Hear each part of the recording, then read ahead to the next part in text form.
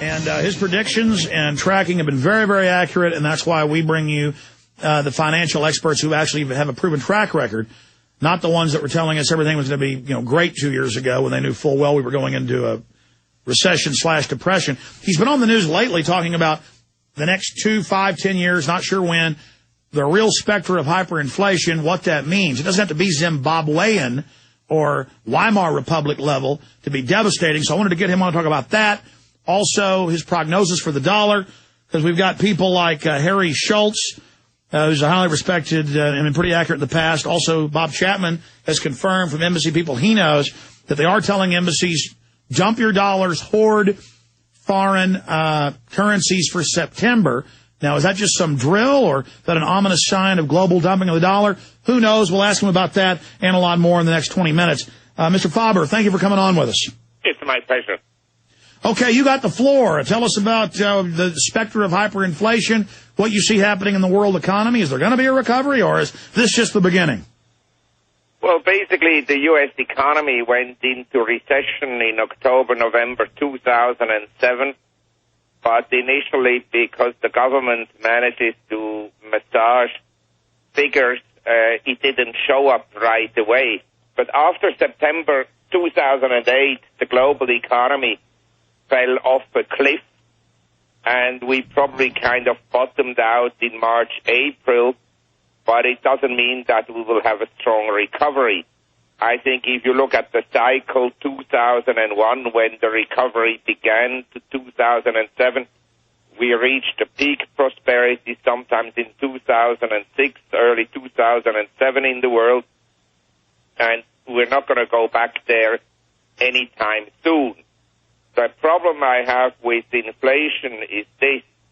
The government's reaction to the crisis has been essentially to slash interest rates to zero. In other words, the very policies that created the crisis post-2001, when the Fed slashed the Fed fund rate from 6.5% down to 1% and kept the Fed fund rate at 1% until June 2004, when actually the recovery had begun in November 2001.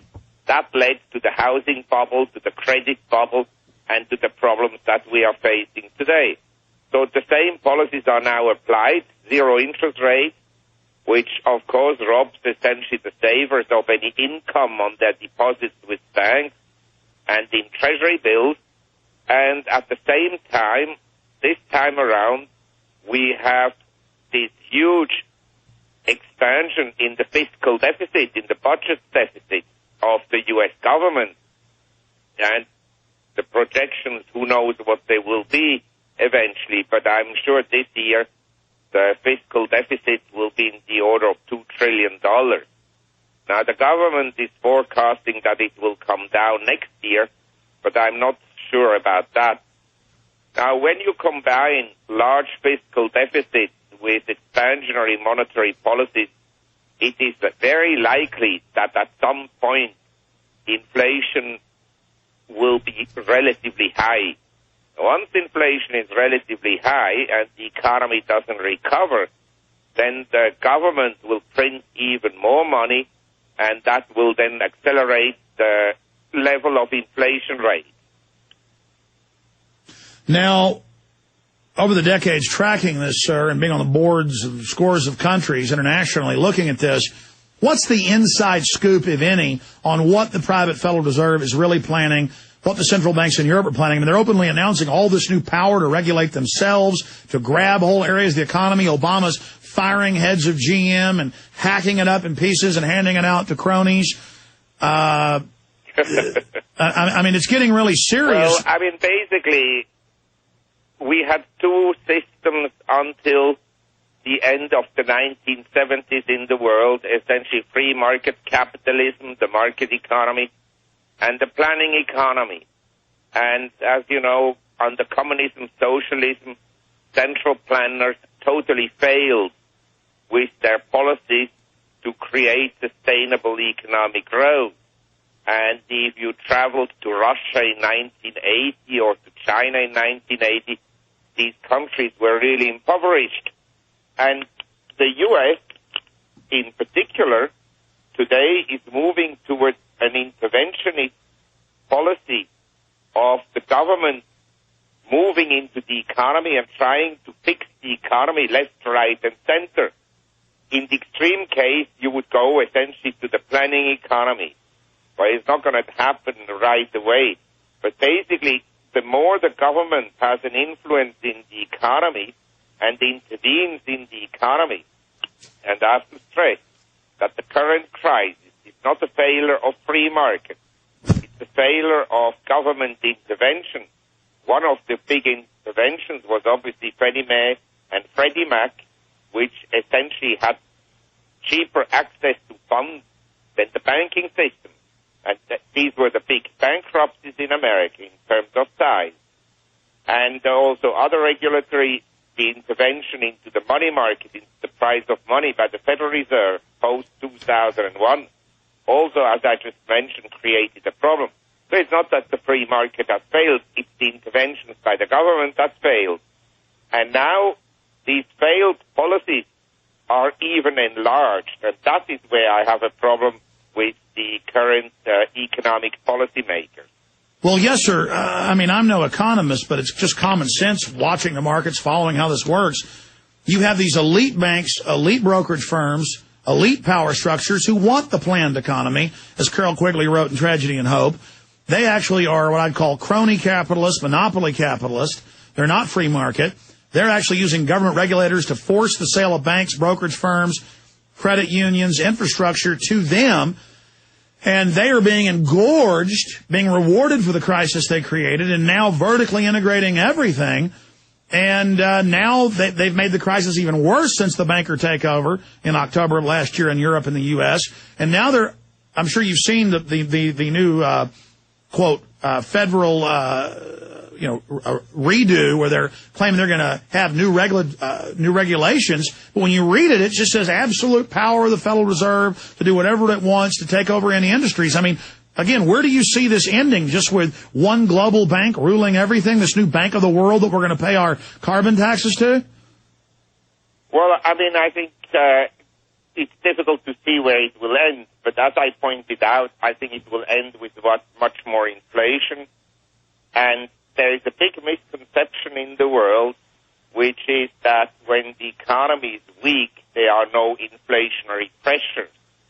Usually, when you have a strong economy, you have low inflation.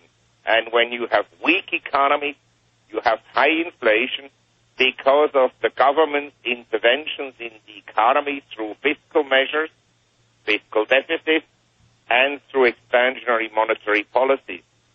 Basically, you can have huge excess capacities and high inflation. The two have nothing at all to do with each other. Well, would you call this... I think we will have high inflation, and at the same time, I think what we will eventually have is some kind of social unrest, because I can't believe that people will be fooled forever by what you call crony capitalism. Yes, sir. And I want to speak more on that, but that begs the question, how long can this go on with this crony capitalism or monopoly capitalism? Well, it can go on for quite some time and, make things much worse. But my view would be that within the next 5 to 10 years, when the public realizes that the economy does not improve and possibly, in my opinion, actually deteriorate, and it is faced with actually higher taxes, which may not be obvious, but they will happen because of the large deficit, then at that stage I think there will be, a social revolution or some kind of social revolution, or the next thing the government will do to distract the attention of the people on bad economic conditions, they'll start the war somewhere. Ah, very well said. That's what they normally do, and it looks like with North Korea and Iran, they could be steaming towards that goal. Would you call the most likely outcome a type of hyper-stagflation where the real economy's dying, but they flood the world with these worthless notes and credit, And so we're going to have a continual stagnation like Japan, or will it accelerate towards a black hole with an overlay of inflation? And how bad will that inflation be? I mean, will it approach Zimbabwe or Weimar, or will it be 20-30% a year? Well, I tell you, it doesn't really matter whether inflation is 10-15% a year or whether it's the Zimbabwe style of inflation.